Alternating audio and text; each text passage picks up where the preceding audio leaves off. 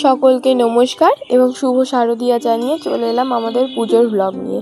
এবারের পুজোতে আমরা কয়েকটা জায়গা গেছিলাম, তারই একটা উল্লেখযোগ্য জায়গা হলো নদিয়া জেলার বাতকুল্লা। বাকি যে জায়গাগুলোয় গিয়েছিলাম তার ব্লগ খুব তাড়াতাড়ি আসতে চলেছে, তার জন্য আমাদের সঙ্গে থাকুন। তো বেশি কথা না বলে শুরু করা যাক। বাতকুল্লায় গিয়ে প্রথমে আমরা যে মণ্ডপটি দর্শন করি সেটা হলো গাংনী উদয়ন সংঘ। অনেক বছর ধরেই এটি বাতকুল্লার একটি অন্যতম মণ্ডপ সজ্জা এবং অনেক দূর থেকেই এটিকে দেখে মনোমুগ্ধকর লাগে। থার্মোকলের কাজে অত্যন্ত সুন্দর এই মণ্ডপ বিভিন্ন আলোর গতিবিধিতে নিজেকে ভীষণ রাঙিয়ে তুলেছিল। স্যান্ডেলিয়ারের সৌন্দর্য, তার সাথে ঠাকুরের এবং প্যান্ডেলের সাজসজ্জা এক অন্যরকম পর্যায়ে ভেতরের অ্যাম্বিয়েন্সটা সাজিয়েছিল। ঠাকুর প্রতিমা ভীষণ সুন্দর এবং যার জন্য এত কিছু সেই মাকে ডাকের সাজে অসাধারণ লাগছিল।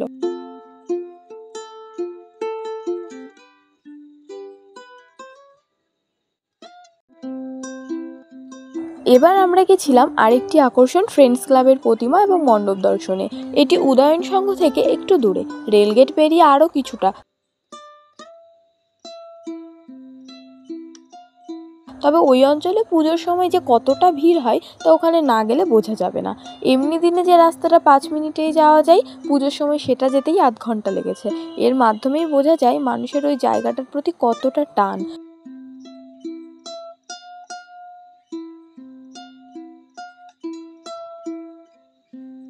প্রথমেই গিয়ে আমরা দেখলাম দেবী মূর্তির বিশেষ রূপ, আর্টের দেবী মা তার ছেলে মেয়েকে নিয়ে খুব সুন্দরভাবে জায়গাটায় আলোকিত হয়ে আছেন। নদিয়া বা তার আশেপাশের অঞ্চলে আর্টের দুর্গা প্রতিমা খুব একটা চোখে পড়ে না, সেই দিক থেকে দেখতে গেলে ফ্রেন্ডস ক্লাব একটা অভিনবত্ব ধরে রেখেছে। এরপরে আমরা গেছিলাম আরেকটু এগিয়ে পাটুলি ঘোষপাড়া বারোয়ারিতে। এটি রাস্তার ওপরে খুব সুন্দরভাবে সজ্জিত একটি মণ্ডপ এবং দুর্গা প্রতিমা আপনারা বাইরে থেকেই দেখতে পাবেন।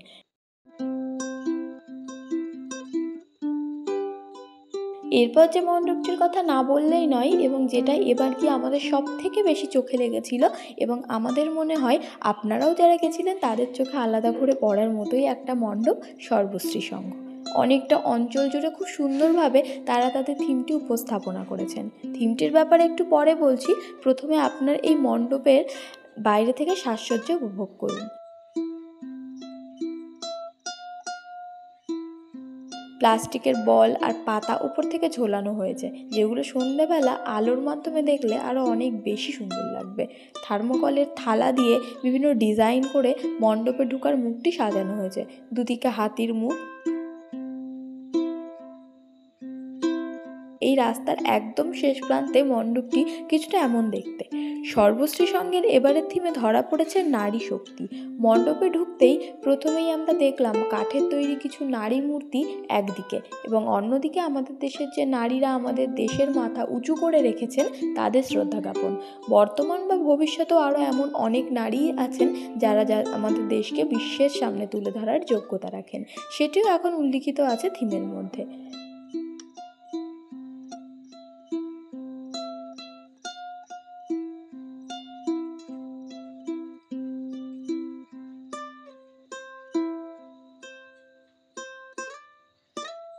মণ্ডপে ঢুকে মায়ের আর্টের রূপ আমরা দেখলাম। সত্যি নারীরা যে সব কিছু করতে সক্ষম তার একটা অনন্য চিন্তাধারা এই থিমের এবং দুর্গা প্রতিমার মধ্যে দিয়ে ফুটে উঠেছে। মণ্ডপটিও খুব সুন্দরভাবে সাজানো হয়েছে, বিশেষত নারী শক্তিটা যেভাবে এই থিমের মাধ্যমে তুলে ধরা হয়েছে সেটি অনন্য।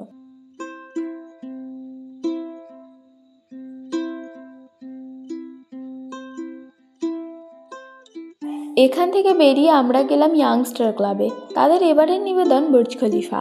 সামনের দিকটা কাচের কিছু প্রতিফলনে সূর্যের আলো পড়ে এই মণ্ডপের সৌন্দর্য আরও অনেকটা বাড়িয়ে তুলেছে।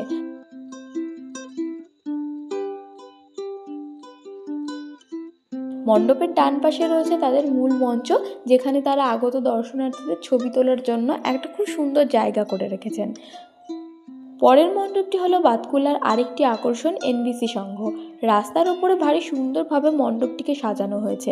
প্রথম নজরে দেখে এটিকে একটা রাজার রাজবাড়ি মনে হচ্ছিল। অসম্ভব সুন্দর তাদের এবারের উপস্থাপনা। সামনের ভিড়টা দেখে বুঝতেই পারছেন বাতকুল্লায় পুজোর সময় মানুষের ঢল। আমাদের এবারের বাতকুল্লা ভ্রমণ কিছুটা এরকম ছিল। পুজোতে আরও কয়েকটা জায়গা গেছি, তার মধ্যে একটা জায়গা সকলের খুব পরিচিত এবং ওখানে গেলে প্রথমে যেটার কথা সবার মনে পড়ে সেই জায়গা নিয়েই আসছে আমাদের পরবর্তী ব্লগ। পুজোতে আরও অনেক ঘোরাঘুরি হয়েছে, যে মণ্ডপগুলি আপনাদের সাথে তুলে ধরলাম সেগুলি প্রত্যেকবারের মতো এবারও নিজেদের অভিনবত্ব ধরে রেখেছে। প্রত্যেককেই একটা অনুরোধ, আপনারাও এভাবে একবার পুজোয় বাতকুল্লা ঘুরে আসতে পারেন। আশা করি সকলের খুব ভালো লাগবে। ধন্যবাদ এবং আরও অনেক ঘোরাঘুরি আর আনন্দ করার ব্লগ পেতে চোখ রাখুন পথচারীর পর্দায়।